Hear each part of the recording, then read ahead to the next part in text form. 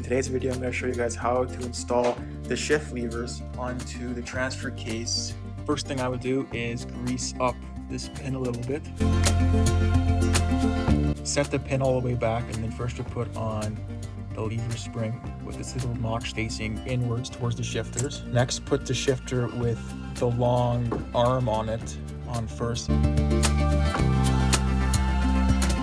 then next we put on the next shifter with the smaller arm on it.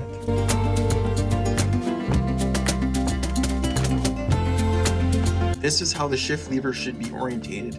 So you can see the one with the longer neck is going to this pin that is further out, and the shorter neck is going to the closer one that's towards the bell housing. And the shifters just actually fit in this little slot right here and pull this pin in and out, and that engages different gears. Tighten the set pin until it's hand tight, and then tighten the zerk as well until it's hand tight, and make sure you don't forget to grease up these shifters because you don't want this to get all seized up. This is how they should look when they're properly installed. I'll go over the assembly and what it's supposed to be like.